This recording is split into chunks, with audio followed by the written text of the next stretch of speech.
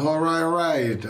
Welcome. Good evening to this first edition of World of Sales. And this is a program that is dedicated to sales folks, a sales process, and anything that is salesy.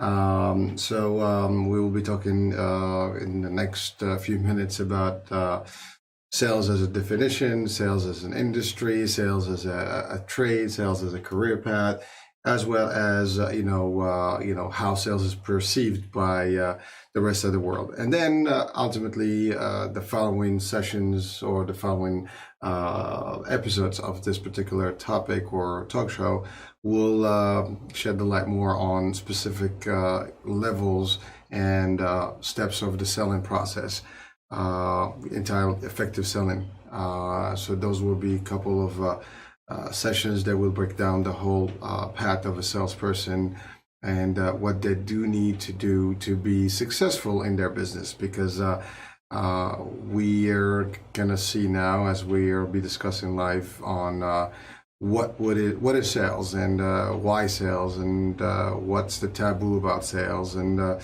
whether it's needed or not. And so all these questions that are out there and that salespeople face on a day-to-day basis. One of the biggest ones that I've experienced personally is salespeople are bad, they lie, they're not good, they're hated, things like that. So we'll cover more of that as we proceed in this particular programming. Again, we do have a live stream, and I'm not sure how's the quality. It looks like it's buffering right now. So on the radio, if you're listening in, we will still proceed. And I do have some, I guess, technical difficulties on my feed here on the live YouTube. So we'll probably have to do a rerun of this particular show. But in the meantime, I'm gonna proceed. So first things first, sales. What is sales? And that's the biggest question. Is there a necessity for it? Yeah, so I would say yes. Being a salesperson, personally, I've lived, breathed, and enjoyed the sales world, period and out. I will still do it. I'm always going to be a salesperson in my blood, in my DNA.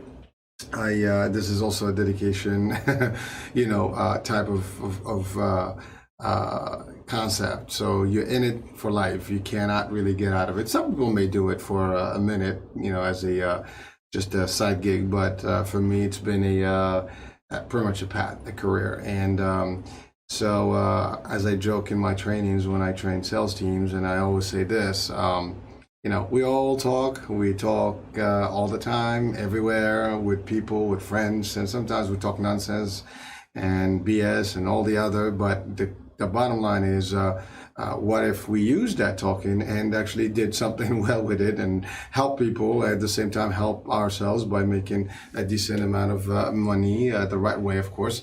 And so therefore sales.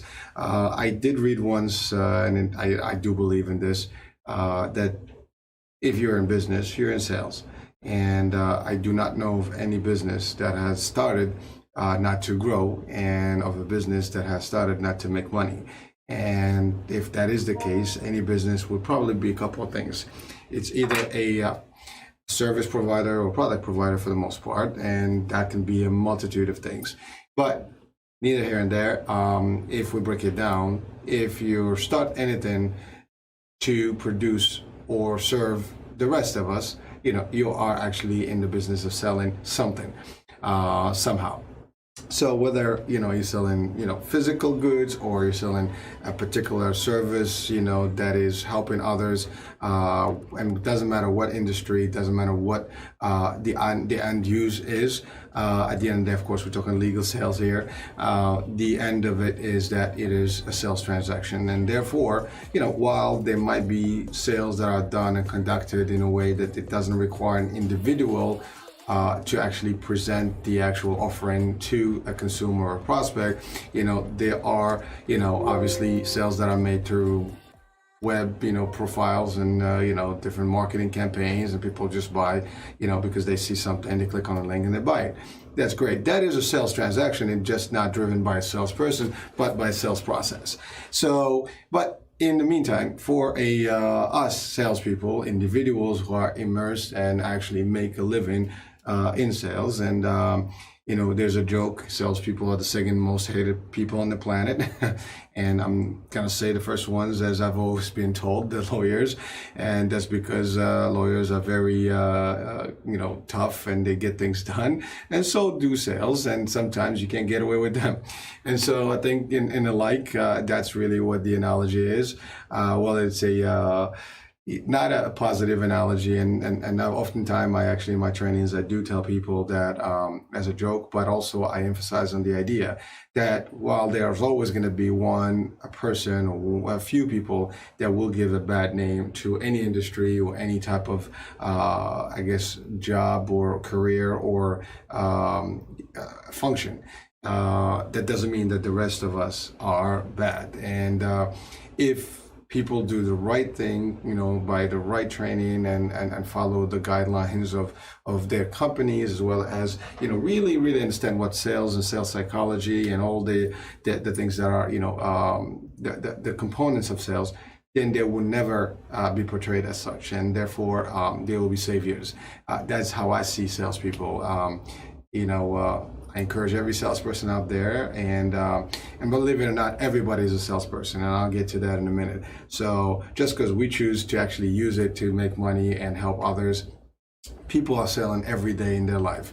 As a matter of fact, people start selling from an early age, and literally once they become, a little bit of, past the infancy stages, they actually start becoming salespeople. And even in the infancy stage, they cry, you buy it, you give them milk. You cry, you buy it, you pick them up. So babies actually the first salespeople on the planet, but it gets from there on. Kids always get what they want. They're sales, a salesy without knowing it. And it's something that we have as human nature. You evolve into it, and make it worth a career, or you can just, be frustrated and not be able to do it. Ultimately, it takes to be a people person. It takes for you to be ongoing and outgoing. It takes for you to be able to express yourself correctly. And, again, there is also a whole different, concept to it. And the concept, as I define it, is two pieces primarily. One is it is an art. And the art is basically how it's done. It's the methodology and things like that.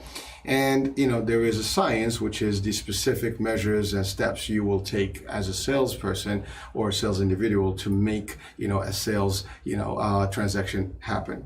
From, prospecting to closing and following up and so on and so forth. So there are multiple levels of sales steps that you have to go to get an actual success, and you just have to get good at it eventually in time. It is for not for everyone. It is for people that have the drive, and also you have to be able to take rejection, because in sales we get rejected all the time, and that's okay. There is a big saying in the sales world that says salesmanship begins when the customer says no. And yet, we love the no, because actually when you tell me no, there's an objection there, and we'll talk about objections later. So I need to know why the no. And if you did actually a good job as a salesperson in advance of any conversation, your homework, your pre-work, and your prospecting, and you did all the prep stuff that you need to do before. And I'm cutting short a little bit of these terminologies because I want to go through them as we go through the presentation, in the next few sessions. And but if you did the right thing and you did the right job, you would be able to actually get the best deal out of your presentation, ultimately closed. Now, the success of sales is not measured by you selling every person, because you might not to. And the word selling actually sometimes is literally synonymous to like pushy and stuff. Not necessarily true. If you have the right product and the right service, and you understand it, and you actually do the right work and pre-work to find the right customers and have the right offering for them, there's no reason for you actually not to have a transaction.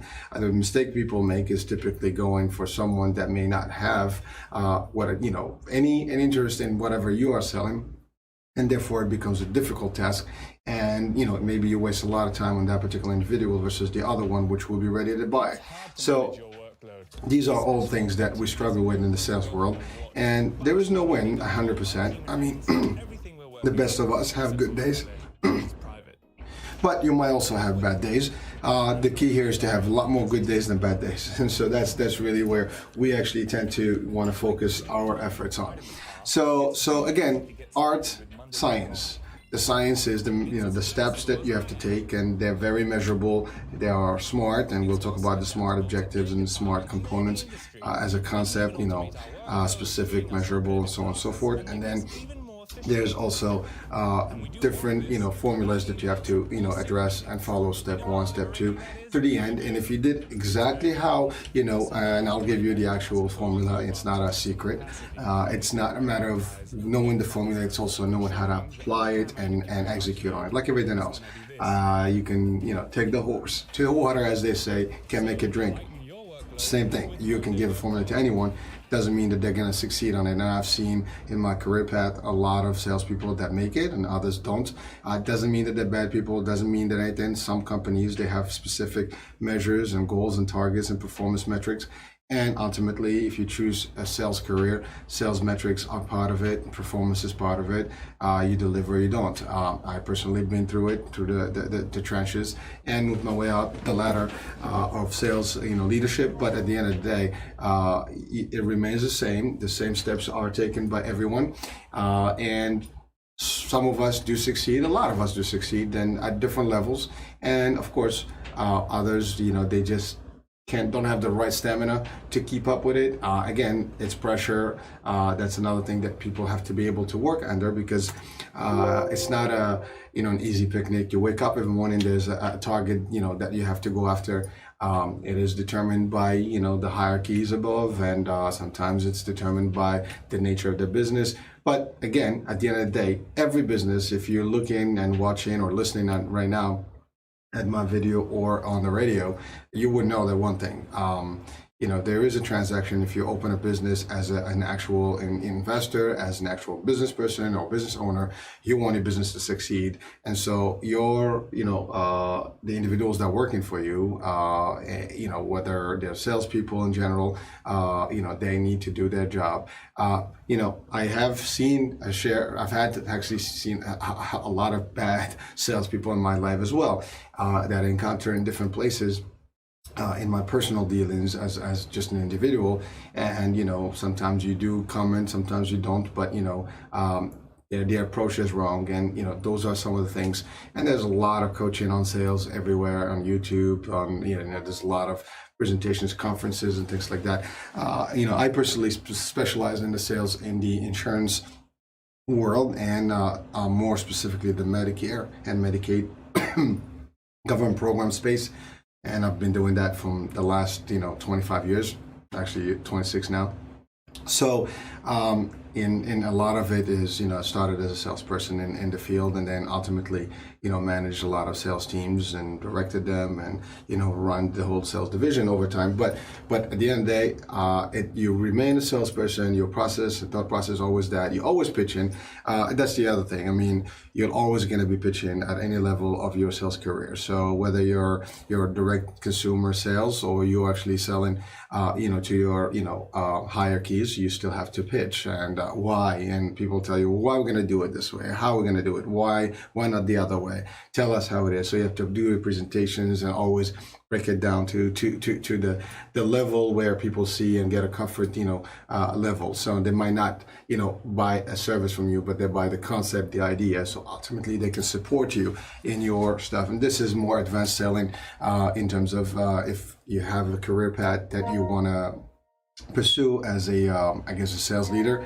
We will have different topics and different opportunities to discuss those aspects of it and how to manage those hurdles. In the meantime, just going back to the basics again, just to recap, sales is a necessary evil. Whether people like it or not, there will be sales transactions and there will be salespeople. We as the sales people, individuals who choose a career path in sales, we have to accept the fact that we're not always going to be liked by default, not because we're bad people, is because we tend to be pushy, or at least we're determined, we have a drive, we actually have targets, we always go after our targets. And some of us are pushier than others. Some of us use the pushy piece in a negative way, and they don't know how to use it and leverage it in the right way. You don't have to be pushy to get anything you want. As there's the widely statement that says you can do better with honey than with vinegar. So it's how you do it, your style, and there's a lot of ways that you can approach your customer and whoever that be. Whether it's an actual prospect that's buying from you or an audience that you have to pitch an idea or concept to. One way or the other, you have to have the ability and the talent to do it.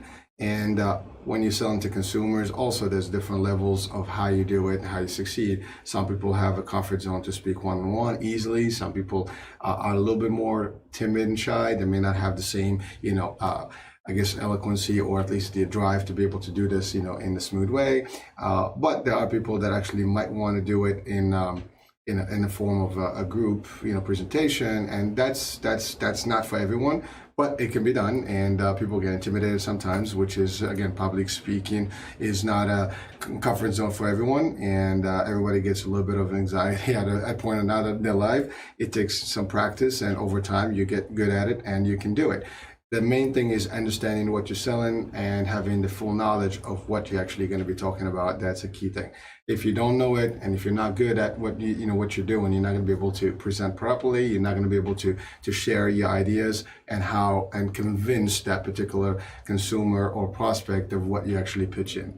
And so it is important, and especially if you are talking to an educated consumer that does their due diligence and to identify and find out more about what's available to them. And so when they meet with you and they agree to meet with you, they obviously have an actual content behind them. They have some background of what you are trying to offer. So, they might ask the right questions, the difficult questions, and they have to be prepared. And we're going to talk about everything from soup to nuts when it comes to a selling process before you even meet with somebody, when you get into a sales concept, and so on and so forth, and then ultimately by the end, how to get through certain steps. Now, I've mentioned earlier that I've done a lot of sales in the insurance industry, but also did it in real estate, personally as an agent, also as an instructor, as a licensed instructor for New York law, real law, and so I was giving courses on the actual pre-licensing classes, but also did sales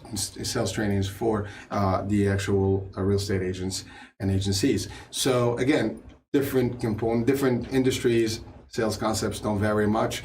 They're about the same. It's just you have to adapt them to any industry, whether they sell medical supplies, pharmaceutical, products, cars, anything. I mean, there is a particular sequence of things that had to happen. There's events that have to take place, and there are steps you have to take and measures you have to take place to get it done. And then the way you do it, I mean, every artist, let's say you take a painter, right? They all have, to have canvas, whatever, they're going to use to paint. They need to have some sort of a color and brush, to actually do the painting. However, each one of them has a different style and how they approach it.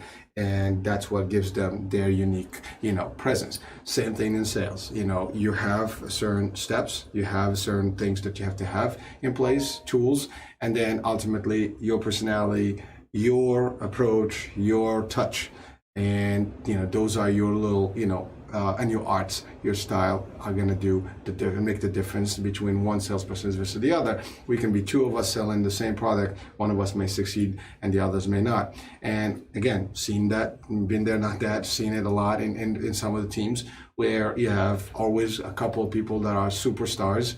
And when you ask them what they do, when they tell you, I do everything, and some people they're just not able to do and take it to that next level. Again, so those are just some basic elements. So now we can move to the next item, which is the actual essence of selling, right? So you're gonna present something to someone or some group, and whatever that is, again, you need to know what that is that you're selling. So you have to learn your business. You have to understand your business. You have to have the knowledge and read the details, understand what you're presenting, be able to answer all the questions. Because majority of sales fail, at the end and do not close because you are not able to answer all the questions that a prospect may have.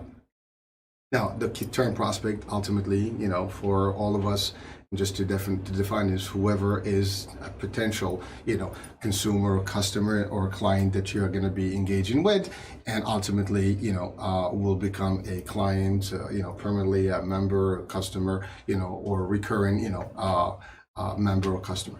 So there's a keyword prospecting. So first, knowledge, you got to know your stuff. Second is, well, where do I find these people? And marketing is a very, big industry itself that supports the sales concepts. And salespeople are marketers, but there's also marketers that help salespeople. And there are a lot of ways you could prospect. And, the ideal ones, you do campaigns, mailers, you can do, health fairs, places where people are gathering, whatever, depending on what your type of sale is, your audience you're going to have. If you're in pharmaceutical sales, well, your audience is doctors. So you have, but it's a different strategy to work with pharma, because again, they get assigned territories and they have to go to specific doctors and pitch them, the medications and, the benefits of that particular medication and so on and so forth. That's a different sale. If you're in real estate, you have to find people that are selling or, either selling their property, buying the property, looking for a lease or looking for a tenant. So if you're in insurance, somebody is requiring some sort. We all need insurance. We live in the United States, at least for those of us in the States. I know that we have audience around the world, but for those of us in the US, we don't have social, insurance. So we don't have social healthcare. So therefore you have to have some sort of insurance to protect you in the event that you get sick. And so therefore you have to acquire some sort of a policy to protect you, to provide you with coverage when you need to seek a medical treatment at a facility, at a provider, and so on and so forth. So I'm going to be using some terms that may be generic to me and in my industry, but maybe not to everyone, but I'll try to dummy it down. So again, providers in our world is medical doctors or hospitals or clinics or specialists, and that's the generic term. And so at the end of the day is, if you're selling to those folks, if you're looking for insurance, to pay or help you pay for some of those costs, you ultimately need to have an insurance policy. Therefore, you got to find a policy that makes sense for you. So if you're doing the commercial world, so it depends if you're an individual, if you're buying for your family, your kids, if you have a business, you want to do it for your employees. All these are different types of insurance products that are out there. And if you have a long-term need and you need to buy some sort of an added value insurance policy, you can do it for for long-term care, and so on and so forth. But there are other insurance that are individual, and for example, one of the spaces that I've worked on for the last couple of decades is Medicare. And so Medicare, and we'll talk about it in a different segment, a talk show, which is the senior health. It is a program that people earn, based on their, contribution over the years, and when they reach a certain age, or if they have a certain disability over a certain period of time, they'll be able to actually qualify for the Medicare. They have to contribute some, to it, on an ongoing basis. Some of it is already pre-contributed through their, Social Security checks or payments, while they were working. Anyways, that's not the topic for the day, but if you're in those types of sales, you have to find an audience that actually has Medicare. We refer to as the red, white, blue card. So again, if you're, in a selling insurance for the uninsured, so now we're talking about the ACA, which is like, formerly known as Obamacare, or you're looking at the, Child Health Plus or CHIP programs around the states. There's also a component of Medicaid, although the Medicaid plans right now, there is no active selling, so there's not much salespeople doing, the transactions that are driven by individuals directly. It's all state, managed right now at this point, for the most part. But so those are some. Now, again, if you're selling cars, it's the same thing.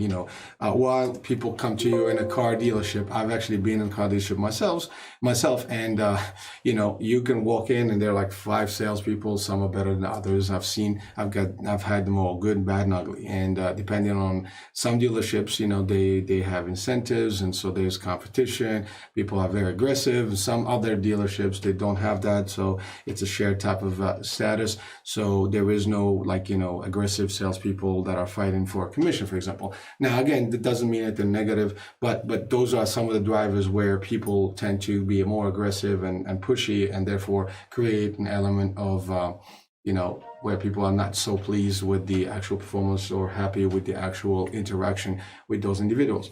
So that being said, so now you're in sales, doesn't matter what you're selling, doesn't matter what your, career path in the sales, what your products or, services will be. You'll obviously want, and by the way, another thing that I forgot to mention is that you're in sales, there's different levels of sales. If you are an actual telesalesperson, right? So it's a little different type of sale. You're on the phone, you don't have a personal, direct contact with an individual where there is, physical, there's body language, things like that. It's more voice and, tone. So if you're on the phone, and again, I've had a lot of call centers under my wing, and when you're training call centers, it's a little different than you're training like, field, agents or field reps. Field agents, they actually tend to be more personalized because they actually one-on-one, they sit down, people are looking at them, they can see them physically. On the phone, you have to create the perception of you being in front of them. And we'll talk about that type of, opportunity itself, in a different, section. And if not today, obviously at a different talk show. I mean, this is an ongoing show that we will have regularly, and it's again World of Sales. But we'll talk about some of the stuff. We'll come back to some of this basic, but we'll also discuss other items. And I will also suggest that if you have suggestions, questions about how to approach your sales end of it, or if you have struggles and maybe you require some assistance, and I know you probably have training through your agencies or whatever, and some places may not even have solid training that is dedicated to sales. And so I've seen places where they have training departments, but they don't have sales experts within the sales training department. So it's always the sales management team that actually provides the sales training. And again, if those same folks did not have enough training themselves, it becomes a little bit difficult because they only teach some of the stuff that they know, but they may not know everything about sales. Now, again, it's a very in-depth world. There's a lot of stuff, and I try to summarize it, try to concise it to a degree, so it becomes very easy for us here on the station and for you guys as the audience. But again, like I said, the purpose of my station is to bring in anything that is to do with health and healthcare. And because I come from the world of sales in the healthcare industry, that's dear to me. So I dedicated a couple of sessions or talk shows just to the professionals in the insurance world, but of course it can go beyond them to anyone that has some sort of affinity for sales. So the next steps is, now of course you have your knowledge, great, so you get through your product training, you get through all the stuff, you have your policies, your things, your company teaches you all the good stuff that you need. But now, so how do you proceed? People finish training and they're like, whoops, what am I going to do now? And that becomes another issue. So in training, if you're a true trainer or a true sales leader, you need to make sure that you teach your teams. And again, I'm addressing everybody here at different levels. So if you're just a plain, field agent or telesales or sales agent period, is one level. But if you're a manager of sales and a leader in the sales world, there are things and requirements that will help you guide your teams to do better and be better at what they are doing. And ultimately they'll succeed, then you will succeed and your company will grow and flourish. So it's one thing that leads to the other, but at the end it takes small, components, and together, you get a bigger picture. So it's like a puzzle, one piece at a time. And if you have them all, you get a clear, beautiful, picture in front of you. So one thing that people fail to do in sales once they're into it, okay, I got this, I'm just gonna go out there and wing it. Well, there's no winging. If you wing it, it's gonna be exactly, not a good outcome. You want to have, reps. So one of my favorite, one of my best, friends and partners in crime in the sales world over the years, and a true salesman, himself, had a very, very, interesting, I guess, saying, which he learned. We both actually learned it at a particular training back in the days, and it's very simple. It's called the 5 Ps. Prior planning prevents poor performance. So If you don't plan, you do plan that you're gonna, there's the other one that says fail to plan, plan to fail. So it's the same concept. So if you're not prepped, if there is no work, you're probably not gonna have the best outcome. Now you might get lucky here and there, but you wanna prepare yourself, before you do everything. So again, language, your look, your way you dress, all that stuff can make a difference. Being early to whatever you're going, having a strategy to what you're going to be doing. If you're assigned a certain territory, you need to know your territory. All those things are dynamics that you have to be comfortable with. You need to know your audience.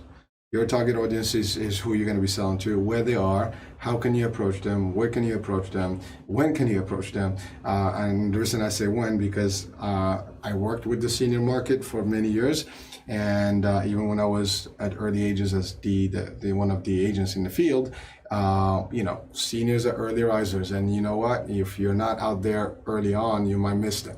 And so we used to actually have appointments as early as 6:30 in the morning, 7 o'clock in the morning, to actually meet people.